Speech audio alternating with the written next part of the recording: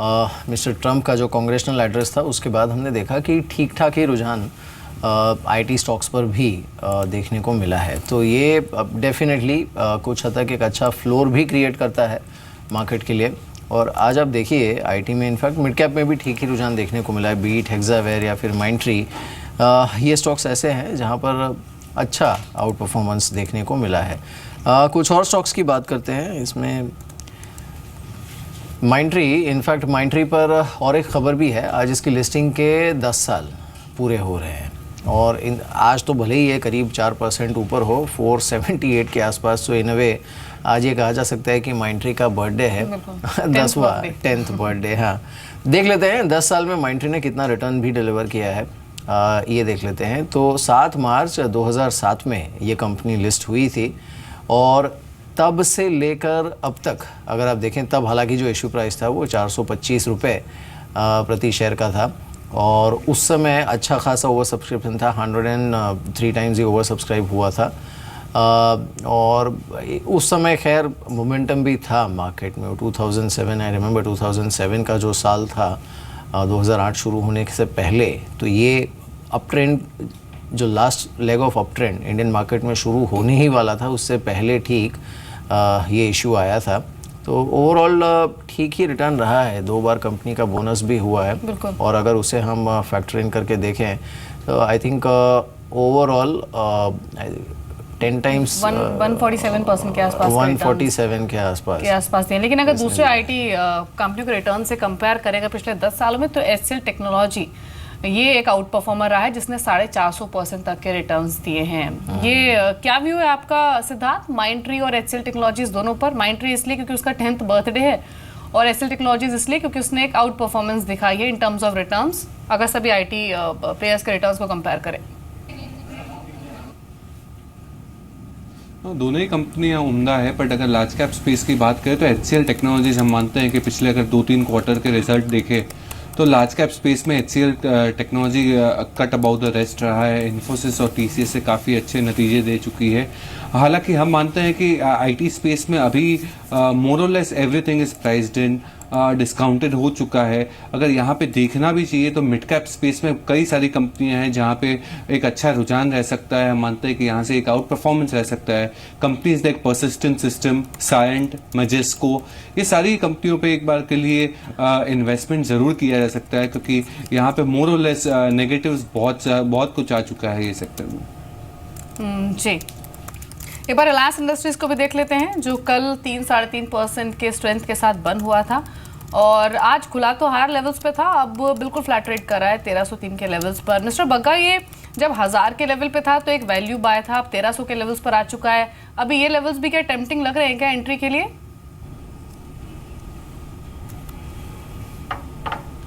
Particular stocks तो दीपाली नहीं बोलूँगा, बट ओवरऑल रिलायंस क्योंकि काफ़ी साल अंडर परफॉर्म किया था, अंडर ओन्ड स्टॉक हो गया था।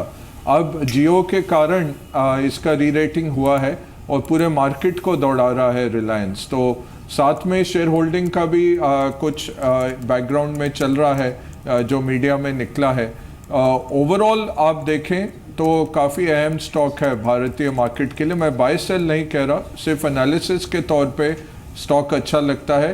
और ओवरऑल आप देखें तो मल्टी ईयर के बाद ये स्टॉक चला है और काफ़ी उम्मीद है। अब हम देख रहे हैं कि काफ़ी इन्वेस्टमेंट इसमें आ रहा है, ओनरशिप बढ़ रही है फंड्स के अंदर भी और एफआईआईज के अंदर भी। बिल्कुल। इस बीच चलिए रिलायंस पर खैर फिलहाल पोल तो यही कह रहा है कि इस समय अच्छा अप ट्रेंड कंटिन्यू कर सकता है एंड इनफैक्ट क्योंकि this is the last one two join the party, तो ये अच्छा ड्राइव भी कर सकता है मार्केट को।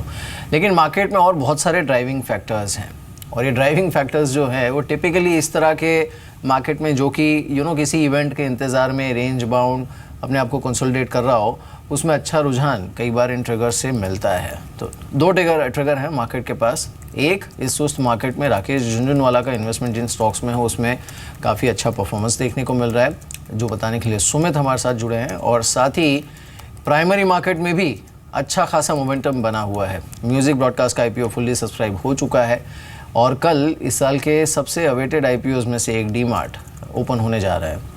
ये बताने के लिए संदीप हमारे साथ जुड़े हैं। संदीप, चलिए पहले आपके पास आते हैं। अच्छा खासा बज़ है प्राइमरी मार्केट में। बिल्कुल, इनफैक्ट अगर आप देखा जाए तो BSE के साथ इस साल की प्राइमरी मार्केट की शुरुआत हुई थी। 51 टाइम्स वो सब्सक्राइब हुआ था और अच्छे खासे लिस्टिंग गेन्स उस काउंटर में देखने को मिले थे और उससे भी बेहतर IPO शायद ये देखने को मिल सकता है जिसका आगाज़ कल देखने को मिलेगा। 295 से 299 इसका प्राइस बैंड है और 6.25 करोड़ शेयर बेचे जाएंगे, जिसके जरिए 1870 करोड़ रुपये के आसपास की रकम जुटाई जाएगी। डीमार्ट के नाम से इसका पॉपुलर ब्रांड है, लेकिन सबसे इंपॉर्टेंट बात यह है बिग बुल राकेश झुनझुनवाला के जो गुरु हैं RK दमानी, उनकी ये कंपनी है, तो उनका शेयर मार्केट में आगाज़ होगा। तो उस लिहाज से देखा जाए उनके नाम की वजह से और जिस तरह से उनका ट्रैक रिकॉर्ड है उस वजह से देखा जाए, जिस तरह से आप कह रहे थे कि मच अवेटेड IPO है इस साल का, उस वजह से ये IPO काफ़ी ज़्यादा लाइमलाइट में रहेगा। और इनफैक्ट ब्रोकिंग कम्युनिटी तो ऐसा भी मान रही है कि बहुत अच्छा सब्सक्रिप्शन फिगर देखने को मिलेगा। 100-200 टाइम्स पे अगर ये IPO सब्सक्राइब होता है तो उनको कोई भी आश्चर्य नहीं होगा। ये कंपनी अगर आप देखें रिटेल चेन चलाने के कारोबार में इनफैक्ट सबसे प्रॉफिटेबल रिटेल चेन है इंडिया की, जिसमें अगर आप देखें 45 शहरों में इनके 118 स्टोर्स हैं। और अगर आप फाइनेंशियल ट्रैक रिकॉर्ड की बात करें तो FY17 के पहले 9 महीने में अगर आप देखें तो इन्होंने 393 करोड़ रुपए के आसपास का मुनाफा दर्ज किया, जो कि पिछले साल के मुकाबले ज़्यादा है। और बिक्री भी अगर आप देखें तो लगातार जो CAGR ग्रोथ है वो काफ़ी अच्छी इस कंपनी ने डिलीवर करी है। जो जैसे मैंने कहा कि सबसे प्रॉफिटेबल रिटेल चेन है कंपनियां की इंडिया की, तो उसमें कुछ एक पॉइंट्स हैं इनके बिजनेस मॉडल में काफ़ी डिफरेंशिएट करते हैं बाकी कंपनी के मुकाबले, जिस वजह से ये कंपनी काफ़ी ज़्यादा प्रॉफिटेबल है। पहली बात तो ये अपने खुद के जो ज़मीन के ऊपर स्टोर्स बनाते हैं। बाकी कंपनी अगर आप देखें लीज मॉडल पे काम करती है, तो उस लिहाज से उनके जो खर्च है वो काफ़ी ज़्यादा होते हैं। छोटे शहरों पे जहाँ पे खर्च ज़्यादा कम रहता है वहाँ पे ज़्यादा फोकस करते हैं। और इनफैक्ट अगर आप देखें ज़्यादातर जो प्रोडक्ट्स अपने खरीदते हैं वो कैश पे खरीदना पसंद करते हैं, जिस वजह से इनको डिस्काउंट्स मिलते हैं और उन्हीं डिस्काउंट्स को अपने कस्टमर्स को भी पास ऑन करते हैं, जिस वजह से जो मांग है वो काफ़ी ज़्यादा रहती है। वॉल्यूम पे प्ले करते हैं, ज़्यादा इन्वेंट्री को टर्न करने में यकीन रखते हैं, कम मार्जिन पे प्ले करते हैं, लेकिन वॉल्यूम पे ज़्यादा इनका फोकस रहता है। और जो नए स्टोर्स खोलते हैं, अपने जो एग्जिस्टिंग स्टोर्स होते हैं और इनके जो डिस्ट्रीब्यूशन सेंटर्स होते हैं उसके कुछ किलोमीटर के रेडियस में ही खोलते हैं। तो ये कुछ डिफरेंशिएटिंग पॉइंट्स हैं जिस वजह से ये कंपनी अगर आप देखें जब से शुरू हुई है 2002 से, उसके बाद से लगातार प्रॉफिटेबल और इनफैक्ट आज इंडिया की सबसे प्रॉफिटेबल चेन है। तो उस लिहाज से देखा जाए काफ़ी ज़्यादा बज़ भी है। अगर आप ग्रे मार्केट की भी बात करें तो करीब 190 से 200 रुपये के आसपास का ग्रे मार्केट का प्रीमियम है 299 के इशू प्राइस के मुकाबले। तो उस लिहाज से देखा जाए एक बम्पर सब्सक्रिप्शन तो होगा, उसके साथ साथ जिस तरह से HNI में इस पूरे IPO को लेके जो एक इंतज़ार है और जिस तरह का रिस्पांस वहाँ पे देखने को मिलेगा, हो सकता है कि एक बम्पर लिस्टिंग की उम्मीद आप कर सकते हैं जब ये IPO बंद होने के बाद फाइनली शेयर मार्केट में इसका आगाज़ देखने को मिलेगा।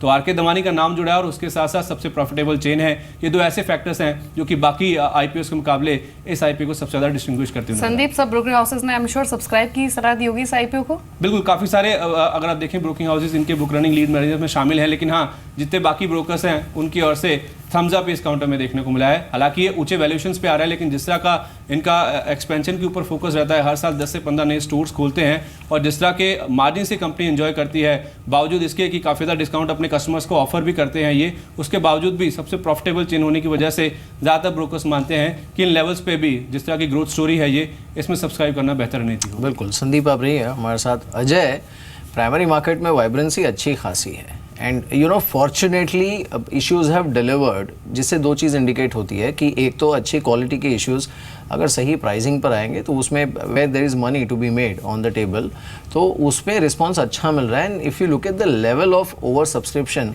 ये भी इंडिकेट करता है कि you know people are willing to lap up, अच्छा इशू आएगा तो।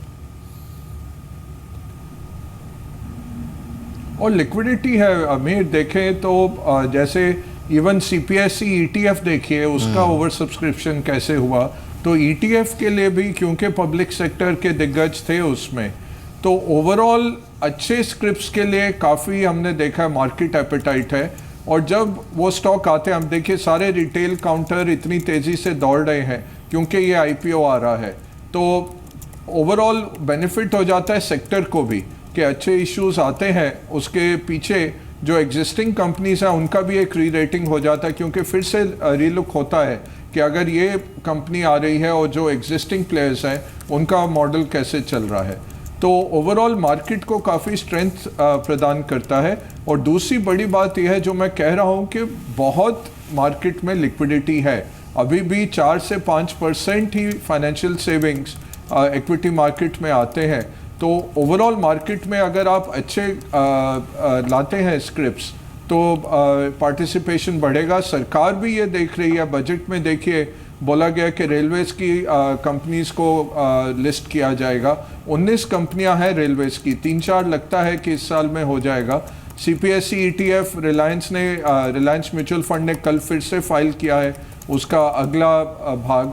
तीसरी बात है, जो बायबैक्स का दौर चला है उससे भी EPS बढ़ता है, तो सरकारी कंपनीज का क्रॉस होल्डिंग वो वर्कआउट कर रहे हैं और बायबैक के ज़रिए भी सरकार पैसे जुटा रही है। तो ओवरऑल सरकार का फोकस बहुत है कैपिटल मार्केट्स पे, जो बहुत एक अच्छा डेवलपमेंट है कि फर्स्ट टाइम कोई देख रहा है कैपिटल मार्केट्स को as a source of capital and एक स्ट्रेंथ जो प्रदान करता है इकोनॉमी को, एक स्ट्रॉन्ग कैपिटल मार्केट। जी, लेकिन एक अनबिलीवेबल रश इस IPO के लिए डेफिनेटली रहेगा जब ये कल ओपन होगा, और ऐसा बस भी है डीलर्स रूम में कि HNI कैटेगरी 300 गुना तक सब्सक्राइब हो सकती है। लेकिन एक और स्टॉक आप देखिए जहां पर हमने कांस्टेंट मूव देखा और जिसने आज लाइफ टाइम हाईएस्ट टच किए हैं, वो है एस्कॉर्ट्स का। लगातार चला है ये शेयर, विद वॉल्यूम्स चला है और आज भी एक अच्छी मजबूती रिफ्लेक्ट हुई है। लेकिन इस तेजी का जो फायदा पहुंचा है वो निवेशकों को तो हुआ ही है जो इन्वेस्टेड रहे हैं, और एक और नाम है जिसको एक जोरदार मुनाफा, वो है राकेश झुनझुनवाला का। सुमित हमारे साथ मौजूद है एक इंटरेस्टिंग रिसर्च लेकर। सुमित बताइए, एस्कॉर्ट्स में राकेश झुनझुनवाला का कितना स्टेक है और इस रनअप का कितना फायदा पहुंचा है उनको?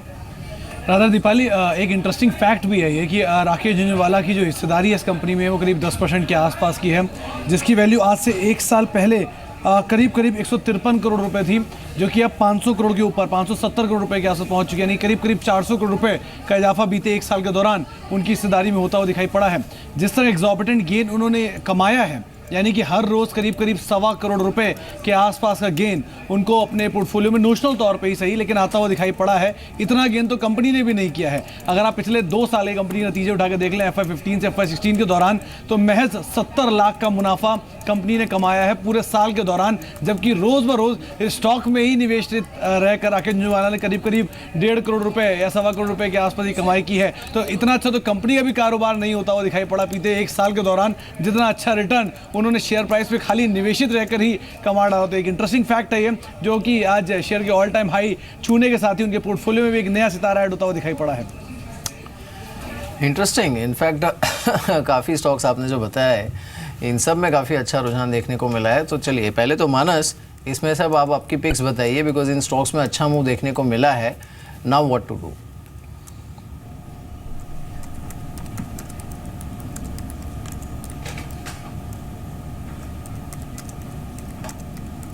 चलिए, आई थिंक मानस से संपर्क नहीं हो पा रहा। सिद्धार्थ, आप अपनी पिक्स बताइए तब तक। देखिए, अभी हम जिक्र कर रहे थे एस्कॉर्ट्स का। हम मानते हैं कि एस्कॉर्ट्स बहुत अच्छा प्ले हो सकता है, हालांकि हमारा टारगेट प्राइस अचीव हो चुका है, पर जिस हिसाब से ट्रैक्टर ग्रोथ आ रहा है इस महीने के 30% का ग्रोथ देख के एस्कॉर्ट्स और अच्छा परफॉर्म कर सकता है। साथ ही साथ हम मानते हैं कि एडहेसिव और सेलेंट स्पेस में और स्पेशलिटी केमिकल स्पेस से पिडिलाइट इंडस्ट्री बहुत अच्छा परफॉर्म कर सकता है।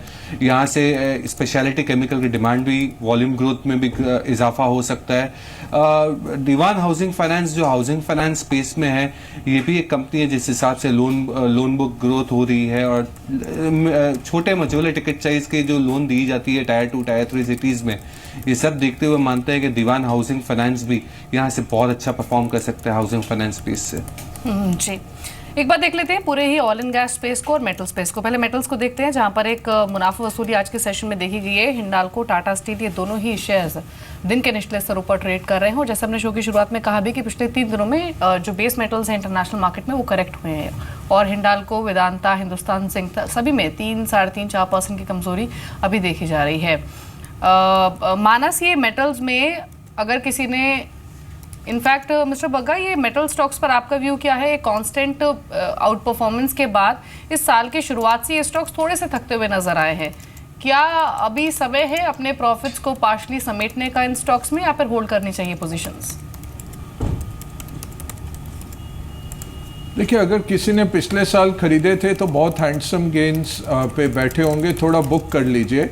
बट ओवरऑल कुछ घबराहट की बात नहीं है। ये चाइना का असर थोड़ा दिख रहा है।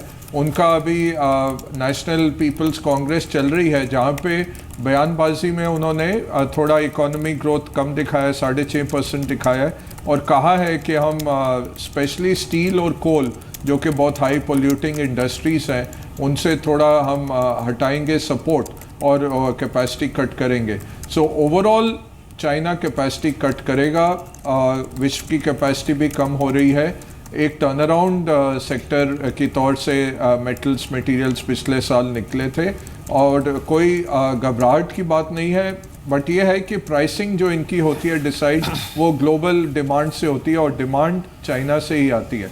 तो चाइना में उम्मीद यही है कि आप देखेंगे थोड़ा सा ये प्राइसेस को सॉफन करके चाइना जान के बयानबाजी करते हैं, फिर ख़रीदारी कर लेते हैं। जब उनके इन्वेंट्रीज बन जाते हैं आप देखते हैं मेटल काउंटर्स फिर चलने लग जाएंगे। तो ये एक आध हफ्ते का नॉर्मली ऐसा वीकनेस दिखता है और फिर आप देखेंगे काउंटर्स चलने लग जाएंगे क्योंकि ग्लोबल डिमांड बढ़ रही है। और अगर ट्रंप का इंफ्रास्ट्रक्चर पे कुछ स्पेंडिंग अनाउंस हो गया अगले 2-3 महीने में तो मेटल काउंटर्स बिल्कुल दौड़ने लग जाएंगे फिर से। तो अगर आपको बुक करना है, अच्छे प्रॉफिट्स हैं, बुक कर सकते हैं एक बारी। नया निवेश करना है तो कर सकते हैं। मेटल काउंटर्स इस साल अच्छा परफॉर्म करने चाहिए और ट्विन बैरल गन है, एक यूएस का इंफ्रा स्पेंडिंग है, दूसरा चाइना का स्पेंडिंग है, ये दोनों चल रहे हैं। और भारत में अगर अफोर्डेबल हाउसिंग इंफ्रा चल पड़ा तो बिल्कुल ये तीसरा एक एरो आ जाएगा और अच्छा प्रदर्शन होगा मेटल से। बिल्कुल। इस बीच निफ्टी 8950 के नीचे फिसला है फिर से एक बार। हिंडाल्को 3.5% नीचे है, टाटा स्टील 2.5%, एक्सिस बैंक, लियोपिन, यस बैंक, आइडिया सेलुलर, इन्फोसिस, स्टेट बैंक ऑफ इंडिया करीब 1% नीचे है, एमएनएम, सन फार्मा, मारुति सुजुकी, भारती एयरटेल, ये कुछ काउंटर्स हैं जहां पर नुकसान देखने को मिल रहा है। इसमें इन्फोसिस और एसबीआई इन दोनों पर सिद्धार्थ इन लेवल्स पर आप खरीदारी के लिए कंफर्टेबल है क्या? देखिए, स्टेट बैंक ऑफ इंडिया पे खरीदारी की जा सकती है और हम मानते हैं कि एक बाय ऑन डिप स्ट्रैटेजी भी हो सकती है क्योंकि मार्च 2017 में जो आरबीआई का एक डेडलाइन था रिकग्निशन फैक्टर में बैड लोन्स और रिस्ट्रक्चर्ड लोन्स का, ये मार्च 2017 है। हो सकता है इसको बढ़ाया भी जा सके, बट ओवरऑल पर्सपेक्टिव से जिस हिसाब से बैलेंस शीट है और जिस हिसाब से बुक्स ग्रो हो रही है और स्लिपेजेस कंट्रोल में है तो स्टेट बैंक ऑफ इंडिया पे ज़रूर दाव लगाना चाहेंगे।